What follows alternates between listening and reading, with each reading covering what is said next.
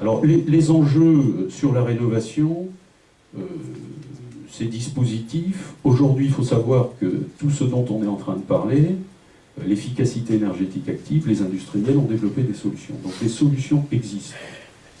Alors, pour aller plus ou moins loin, mais ces solutions existent. Je veux dire, quels sont les enjeux, pardon, de cette efficacité énergétique active dans le domaine de la rénovation? Je vais vous donner simplement quelques chiffres. Alors, il faut savoir que dans le domaine du tertiaire, aujourd'hui en France, il y a environ 900 millions de mètres carrés dans le domaine du tertiaire. Ces 900 millions de mètres carrés dans le domaine du tertiaire, en gros, il y a trois types de consommateurs qui sont à 200 millions de mètres carrés, qui sont les commerces, qui sont les bureaux, et puis un domaine auquel on ne pense absolument pas, c'est l'enseignement. C'est-à-dire qu'aujourd'hui, l'enseignement, c'est 180 millions de mètres carrés de classes, de salles d'enseignement, etc. Alors ça, c'est un bon exemple, l'enseignement. Pourquoi? Parce qu'une classe, c'est dramatique en termes de consommation énergétique. Pourquoi? Parce que ces classes sont utilisées 4-5 jours par semaine, 8 heures par jour, le reste du temps, il n'y a personne. Et ces classes sont chauffées, notamment en période hivernale, sont chauffées de manière absolument dramatique, c'est-à-dire qu'on chauffe en permanence. Et on en arrive même à des aberrations, parce que 30-40 élèves dans une salle de classe, ça dissipe pas mal, il y a pas mal de température en fin de journée, les cerveaux chauffent, et on en arrive même à des excès où dans certaines classes on ouvre les fenêtres parce que ça chauffe trop. Donc il y a une perte d'énergie absolument fabuleuse, en plus la nuit quand il n'y a personne on continue à chauffer, donc il y a aussi des perditions d'énergie. Donc on voit bien qu'en mettant des systèmes intelligents et basiques, on pourrait réussir à faire des économies de manière mécanique, sans venir perturber le confort des élèves ou des étudiants, et permettre une économie assez simple, très simple. Donc les enjeux sont sur l'enseignement, donc sur les bureaux aussi, parce que 200 millions de mètres carrés, c'est une source d'économie qui est très, très importante. Les solutions techniques existent pour faire ces économies-là. On a estimé que aujourd'hui, rien que sur le domaine public, le parc public aujourd'hui en France, c'est 120 millions de mètres carrés qui sont gérés par l'État directement, et c'est 250 millions de mètres carrés qui sont gérés par les collectivités locales. Combien de collectivités, s'il vous plaît? 250 millions de mètres carrés. C'est 44% du parc immobilier français. Donc, sur l'efficacité énergétique dans le domaine de la rénovation, on voit que là, il y a un chantier qui est assez significatif, avec des retours sur investissement qui peuvent être relativement rapides. On a des expériences aujourd'hui d'équipement sur des bâtiments publics où les retours sur investissement sont de l'ordre de 5 ans.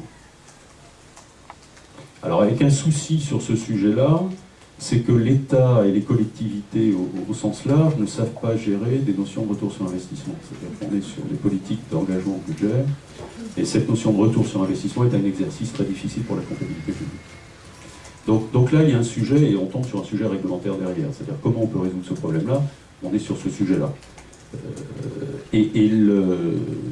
L'économie chiffrée serait de l'ordre de 1,5 milliard d'euros, avec les retours d'expérience que l'on peut avoir sur les économies réalisables. Si on équipait l'ensemble du parc, on est sur 1,5 milliard d'euros, ce qui n'est pas négligeable quand même.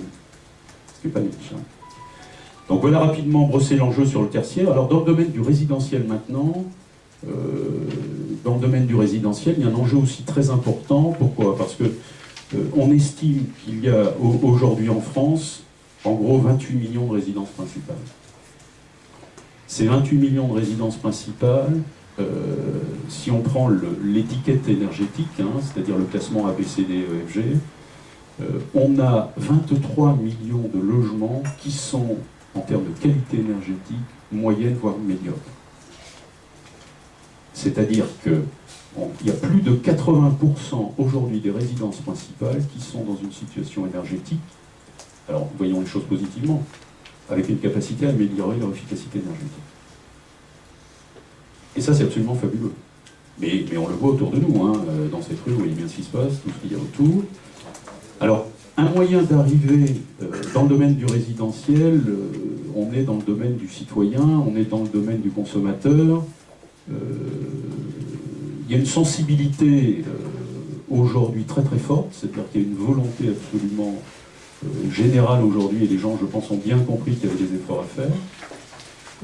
Côté industriel, nous, on a les solutions sur l'efficacité énergétique, comme je vous le disais, hein, on a des solutions actives aujourd'hui. Vous pouvez équiper votre maison, votre appartement aujourd'hui avec des solutions qui sont entre 1000 et 1500 euros et qui vont vous permettre de gérer de manière très efficace et de manière très simple à la fois vos systèmes de chauffage, votre système de consommation électrique dans l'éclairage, etc.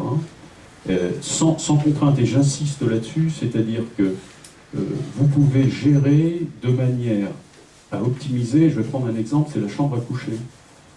La chambre à coucher, à quoi ça sert de maintenir une chambre à coucher à 20 degrés, voire 21 degrés, 24 heures sur 24, 7 jours sur 7? Est-ce qu'il est important de chauffer en permanence? Non. Vous mettez en place des dispositifs qui vous permettent de réguler et qui vous permettent de baisser la température de votre chambre, même la nuit d'ailleurs, ou quand vous êtes absent dans la journée.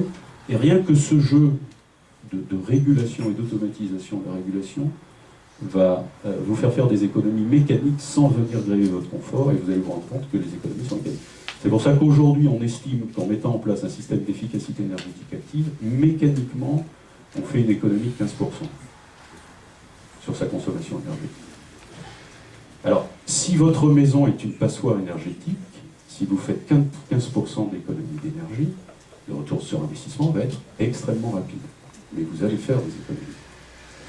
Si votre maison est extrêmement bien isolée, vous avez encore un effet de levier, c'est-à-dire vous pouvez aller plus loin en faisant de l'efficacité énergétique. Par contre, le retour sur investissement sera beaucoup plus long. Beaucoup plus long. Donc, il y a cet enjeu. Donc aujourd'hui, le message que l'on passe sur la rénovation, c'est qu'il existe aujourd'hui des moyens simples pour faire de l'efficacité énergétique tout en ne dépensant pas énormément et en ayant un retour sur investissement significatif.